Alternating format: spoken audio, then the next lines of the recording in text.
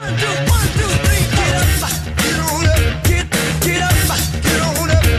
get on up. Get up and move it. Get up and move that thing. You are listening to One Life Radio here on 1190. This is Bernadette with Dr. Jeremy Webster, Tina Burnett, and Guy Metzger. How lucky am I to have this lineup in front of me this morning? You bet. You bet you are. Yeah, I am. I've got, life is good. Life is really good. Danny, how are you doing today? I am doing just wonderful. It's Friday. I know, it's Friday. Anybody doing anything fun this weekend? I am. Really? What are you doing, Madonna? Tina? Okay. Next.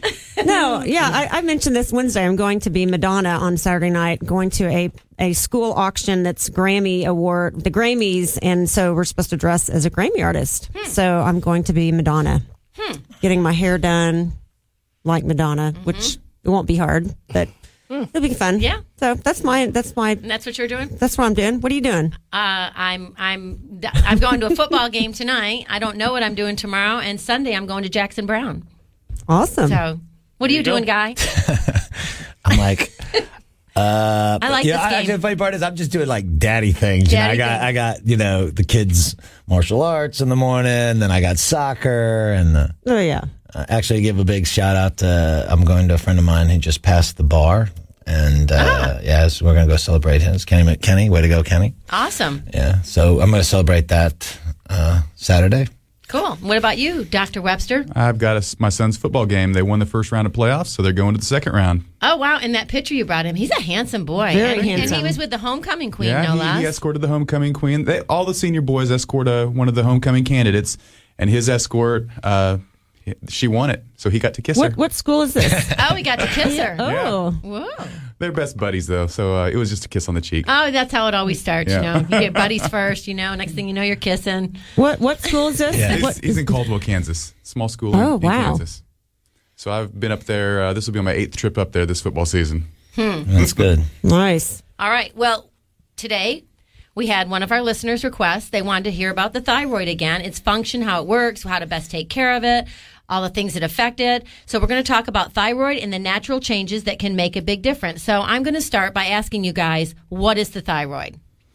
Well, thyroid is two things, potentially. It depends what you're referring to. It could be the thyroid gland, which is a gland that's located behind your the cartilage in your neck, or it could be the hormone that gland is produced. So when you say thyroid, it could be referring to either one.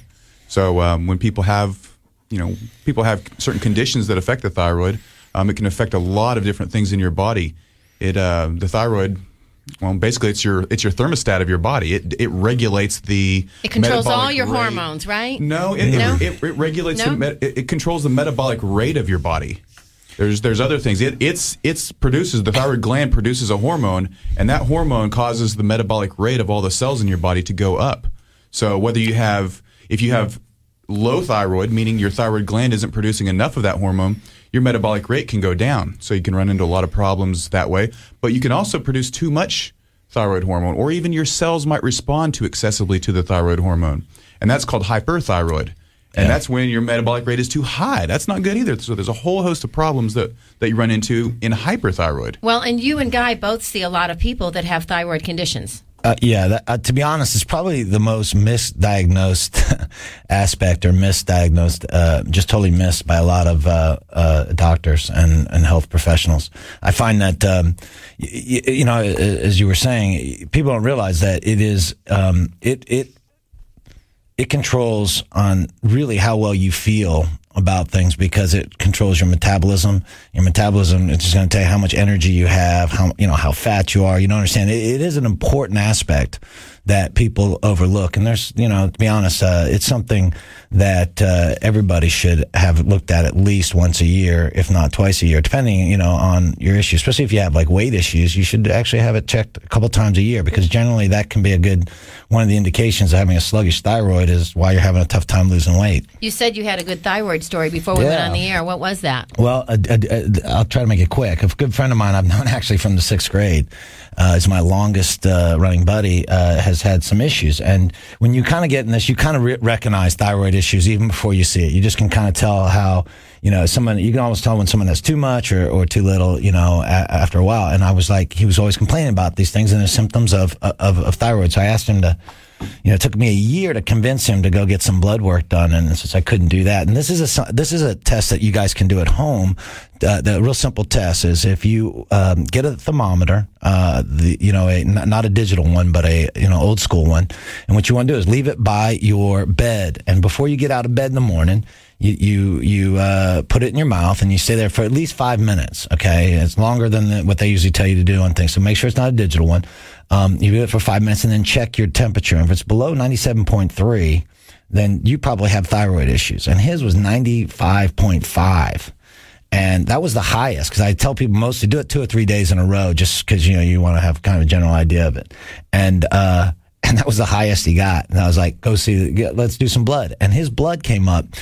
Your pituitary releases a thing called, is abbreviated as TSH, which is thyroid stimulating hormone, which goes to your hormone to tell your hormone to work. And his was 9 times higher than what would be considered, the highest rate. And the highest rate is really too high anyways. 4.5 is way too high. And he was 9 times that. And in my entire time working as a practitioner, I've never seen that. So I was like, call your endocrinologist, go in there today. And sure enough. So is that hyper or hypothyroid? Hypo. Yeah, when the TSH is high, it means your thyroid is not working, because it's sending these hormones in there to say, hey, basically kick it in the butt to get going. Yeah, the way I like to explain it is TSH is like the whip. Yeah. It says, okay, your brain's detecting what your metabolic rate is, and the thyroid gland is what makes the hormone. So when your brain says, okay, the body's temperature's too cold, metabolic rate's too low, the brain sends that whip in the form of TSH, but it whips the gland and says, okay, make some hormone. If it does so appropriately and makes adequate levels of hormone, then there's no reason for the brain to keep whipping it. Yeah. But if it's not working, if the gland isn't working well and it can't make hormone efficiently, the brain will keep on whipping it till it finally gets the job done. So when that TSH goes way high, that means the brain's basically just whipping that gland to death to try to get any kind of output from it whatsoever. Wow. So can we... I think people probably would like to hear, what are some of the physical symptoms of hypothyroid, and then what are some of the physical symptoms of hyperthyroid? Because I know Jill has talked on the show before about how a lot of people are misdiagnosed as having thyroid issues, and it's something else. So, because there's similar symptoms to adrenal fatigue, right? Absolutely. And so she was saying that a lot of times people think that it's the doctors just throw them on thyroid medicine when it's not their thyroid, it's adrenal fatigue. Most doctors don't believe in adrenal fatigue, as we've discussed before. But so can we kind of clarify so people can be looking for that? Yeah, the clarification on the symptoms is like you said, it kind of bleeds over and it crosses over to symptoms of other things. So it could be low thyroid, or it could be adrenal fatigue causing these symptoms. Things like fatigue, things like poor immunity. If your body can't make energy, then your immune system doesn't have any energy to function. So you have poor immunity. You have sluggishness. Weight gain is the thing that most people notice right away, because they're just not making energy. Their body fat is just stored. They can't turn any fat or sugar into energy, so it all just becomes stored on their body. Those are some of the really common things. Other signs that really look like low thyroid are cold intolerance, cold hands, cold feet, and if your eyebrows start to thin on the outside, that's also something you see in a lot of people who have low thyroid. Eyelashes, yeah. Eyelashes fall out too. Sure. Really? Yeah. Okay, so what about the hyperthyroid?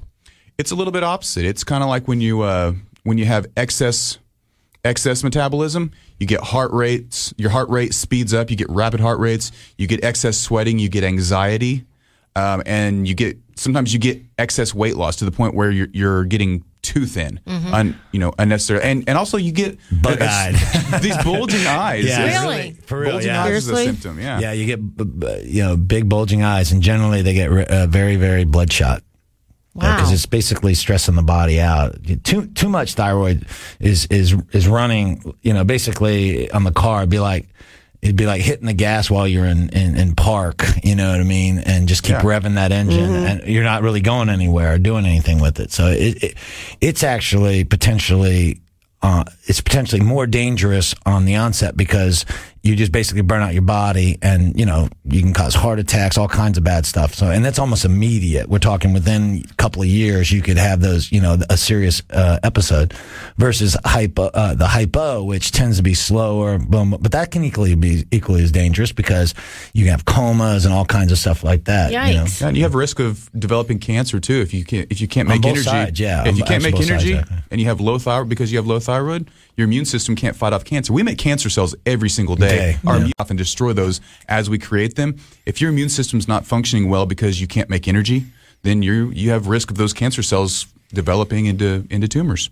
Yeah, and it's also a compounding effect too, because people that carry too much body fat have higher levels of cancer too, because you store all these toxins in your fat. And so that's the other aspect. Not only does it tramples your immune system, but it also is adding extra fuel to the fire because you're accumulating all that fat that can eventually lead to cancer. One other thing, you mentioned adrenal fatigue. Your thyroid hormone and your adrenal hormones work hand in hand. Yeah. They kind of amplify each other. So if you have one, I mean, the simplest way to think about this is if you're deficient in one, it's going to look like a deficiency in the other. Right. And that can go either way because they both kind of play hand in hand in what they do to the body. Now, there's several other reasons why low adrenals or even high adrenal function can both mimic low thyroid, and sometimes the thyroid gland is working perfectly. Sometimes you even do the labs, and if you don't do them thoroughly enough, the TSH might be elevated, and you might say, well, there's low thyroid, but the problem might not be in the thyroid gland at all. It might actually still be in the adrenals because the adrenal causes this strange feedback loop that throws the brain off, and the brain ends up making more TSH, even though the gland is actually working perfectly fine. Well, go ahead. No, go ahead. I was going to say the testing for this, guys, is, I'm a big fan of diagnostic testing, okay? I'm a huge fan of it. And it's pretty, to be honest, to do an adrenal, test is very easy. It's easier than doing a blood test. I mean, the most accurate one is just spitting into a container, and you basically you do 4 to 5 depending on the testing during the day, and it'll measure how well your adrenals are working, mainly your cortisol levels and stuff like that. But it'll give you a good measurement. So then you can look at because on your adrenals, your cortisol levels are the highest in the morning because that's why you want to wake up, and it basically starts going up and it peaks usually around noon and then starts heading back down around 6 o'clock and stuff like that, and then your melatonin will start kicking in. If that's messed up, then you have adrenal issues. Well, and what's really interesting is the conventional medicine community out there doesn't even believe that adrenal fatigue exists. Right. We're going to talk about that after the break. You are listening to One Life Radio here on 1190 with Dr. Jeremy Webster, Guy Mesger, and Tina Burnett. You can find Dr. Webster at CompleteHealthDallas.com, and Guy Mesger's information will be up on our website this afternoon, and I'll put it out there again after the next break. Thank you.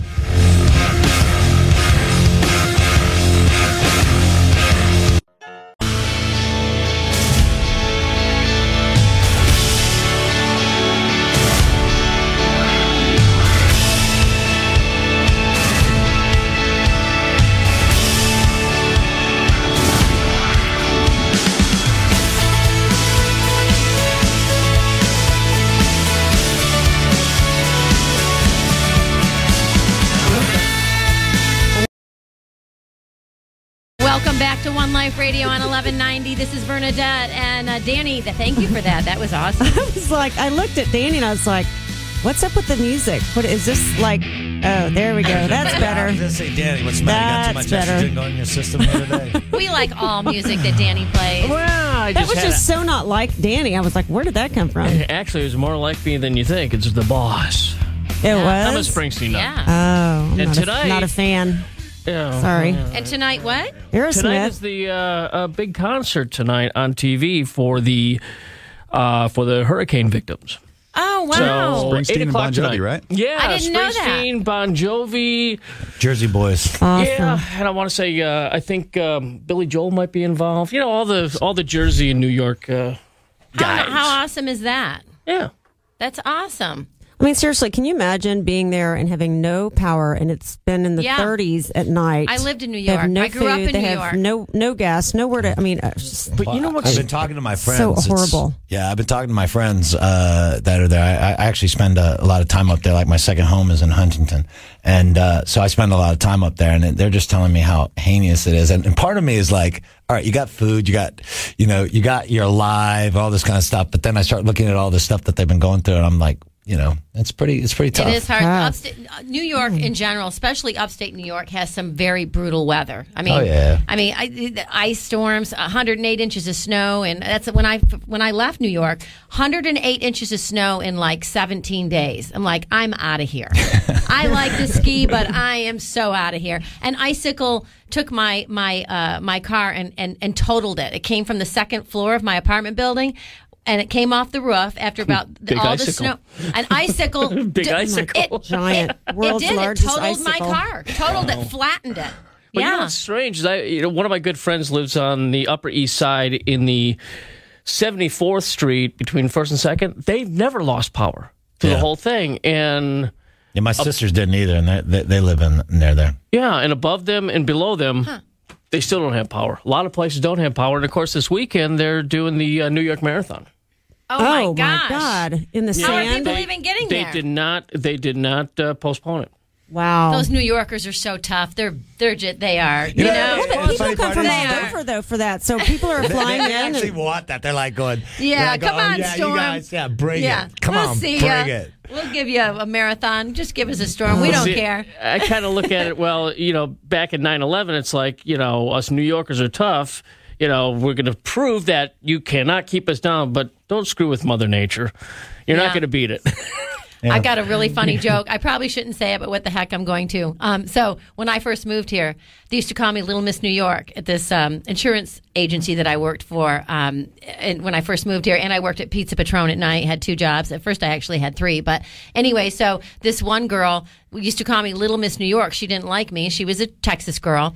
And I finally couldn't take it anymore. And I've told this joke before on the radio. But so about 6 months after taking it, I said, you know what, Melanie? You know what they call a New Yorker after about a year? And she said, no, what? And I said, boss. And that shut her up. She never bothered me again. So, yeah, anyway. But that was back, that was some years ago. And there was a great influx of New Yorkers and just people nobody's from Texas anymore. I mean, they're not. They're really I'm one of the not. very few guys that was, born before the 70s that is actually a Texan, that was born and bred Texan. There's not very many of us. Yeah, and you would never know you're a You sound like you're from New York.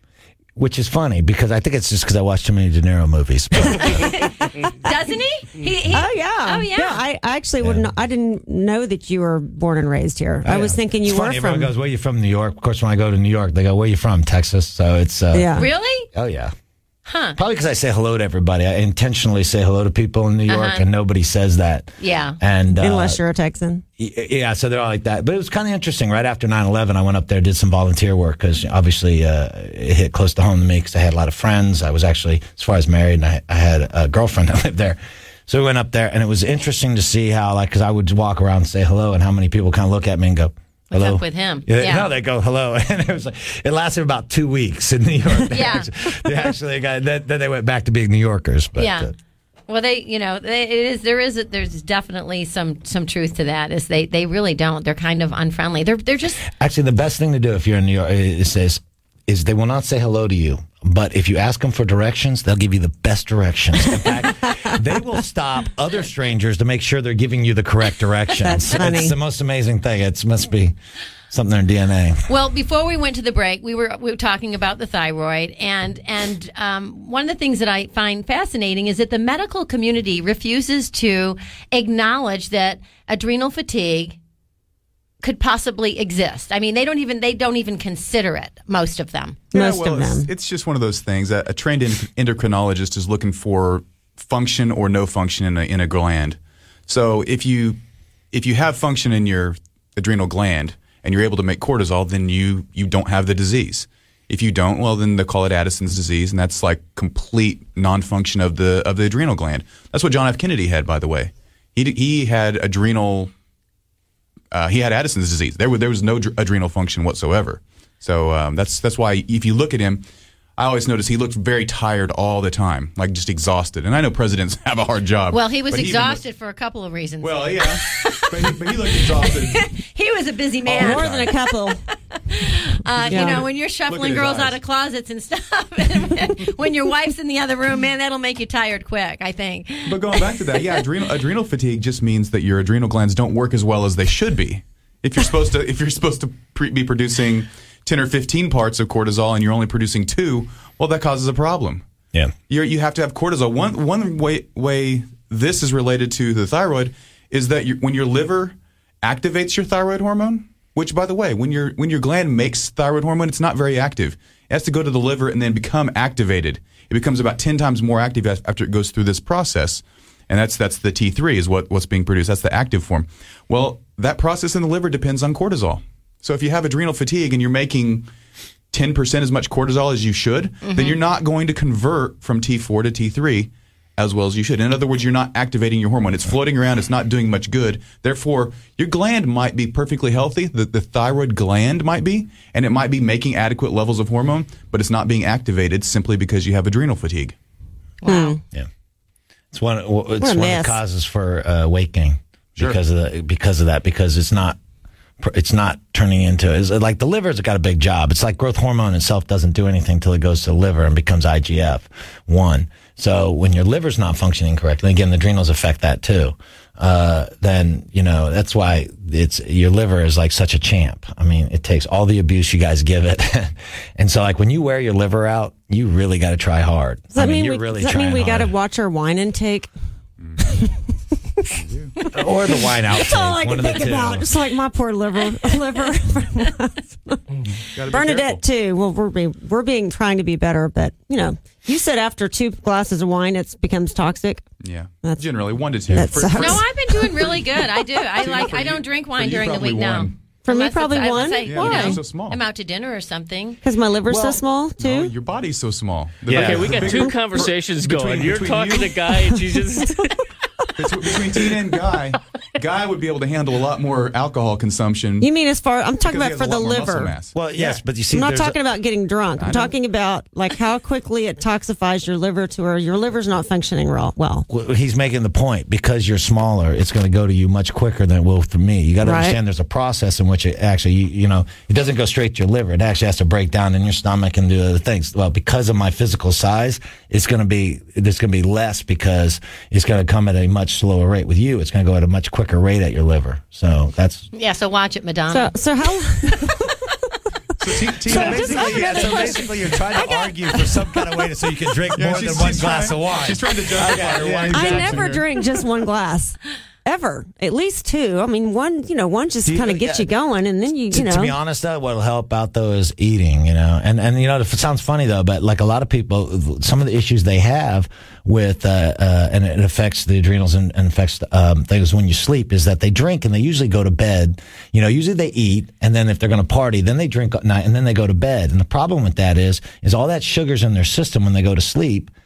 Insulin clears it out. Then you go hypoglycemic while you're sleeping. That's one reason why you have hangovers. That's one reason you do all this extra damage. So it's actually, I'll give you a hint here. It'll help you out with it. If you take a slight teaspoon of coconut oil before you go to bed when you've been drinking, it'll actually help. It'll help curb that hypoglycemic at night, and you'll actually get better sleep, and it'll be less damaging to your liver and less damaging to your adrenals. That's good to know. We have to get you a jar of coconut oil. I have it. You have it at the house? I love coconut oil. That's all I cook with. I made Danny the most amazing chicken breast last week. I put it in my protein shakes. I fried them up some chicken breast with coconut oil and lots of cayenne pepper and sea salt and what else did I put in there? Garlic. Nutrients, by the way. All good. You just mentioned everything that's actually really good for your meal. So when we come back, I want to know how long it takes to clean out your liver. Absolutely. From a night of drinking. So we're going to thyroid to liver to our alcohol. Yeah, there you go. It's all related. It's all related together. And I know there's people out there wanting to know. It's one They're life thinking radio. the same thing I'm thinking. And you get 1 liver. We're going to talk about it right after the break. It's up to you. All I can do out there, memories won't go.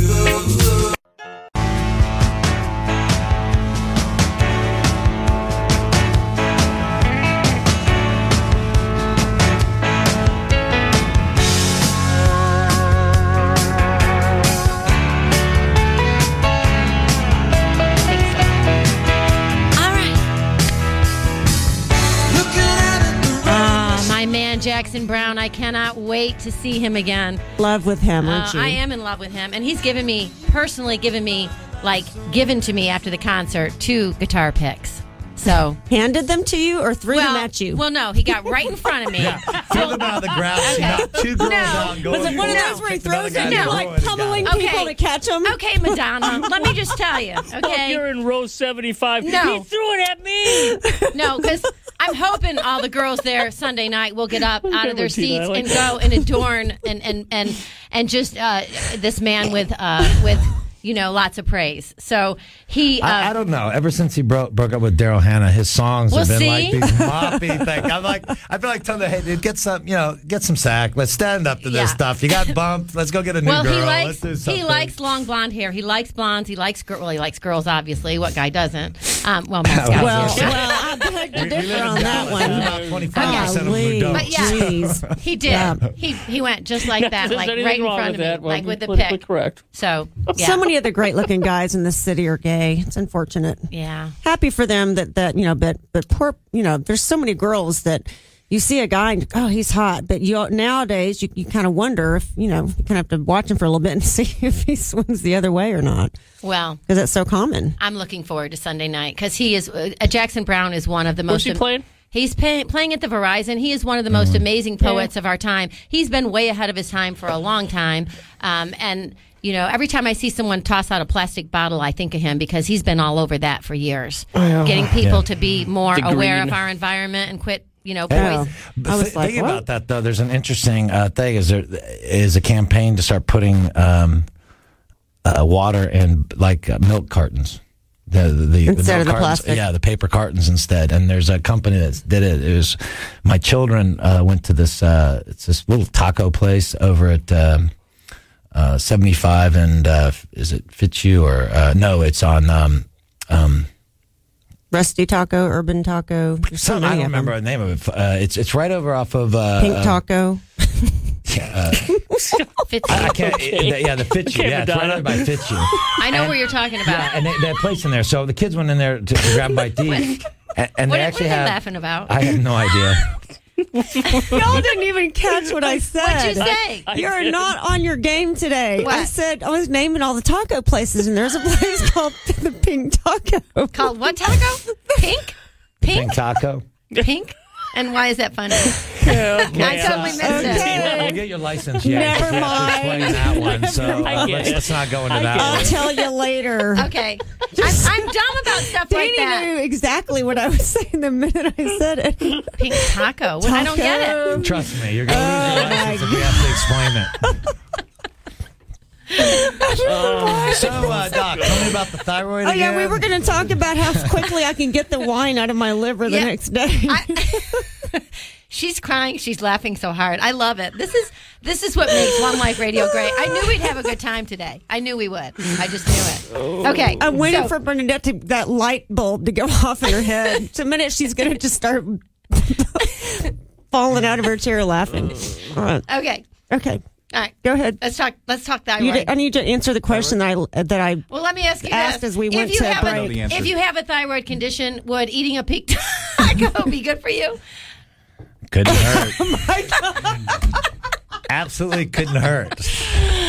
definitely yes. Okay. Eat that pink taco. Okay. What is wrong with you guys? Seriously. I'm serious. Okay, back on topic. Yeah. But, I don't know how long it takes to get wine out of your liver, if that's what you're asking. But there are But things if you drink more What are some water the things you next can day, do? does that There help are- flush it yeah, out? I mean, there are things you can things do. There are Water, things you water, can do. water, right? Eat a lot of high sulfur foods. yeah. Like what? Sulfur is one of the things that your liver uses. What's sulfur in? Here. Eggs have sulfur. Yeah. Eggs have sulfur. Oh, Any okay, of so the- going out for a big omelet will be good. Any of the bitter vegetables, cabbage, Brussels sprouts, broccoli, onions, garlic, asparagus, loaded with sulfur. Again, Your sulfur uses there- that You just sulfur. snorted. Your liver uses the sulfur to clear toxins out of But you. that's So why I'm so much better when I go to Breadwinners and have their big veggie omelet because Yeah. it's got all that in there, your right? liver functions. And it's then not, have it's a not just the mimosa sulfur. to wash it down. with. Yeah. Love breadwinners. I got a question for you. to flush the Yeah. liver out. Go, Danny. Is there an age limit or is there an age discrimination when it comes to thyroid problems? I mean, can you be born with it? Oh yeah, And at what age do it's probably easily misdiagnosed, I'm sure, Well, in it is, young because there's so many- children. First of all, there's so many things that can cause low thyroid. Yeah. You could have thyroid cancer. You could have trauma to the thyroid. Guy, I don't know in your profession, in your sport of fighting, you get whacked in the throat. You could have damage or low thyroid just because your thyroid gets smacked so much. So those are some of the things we want to rule out. But then there's low iodine. Worldwide, low iodine is the biggest reason why people have low thyroid, but not in America. Yeah, but that's the one thing is too is like when you talk about everyone's switching to organic salts, which they should, because the salts that your normal table salt has iodine. They put iodine in it for you to help with the thing. But the problem is the drying of the aluminum and all the other stuff.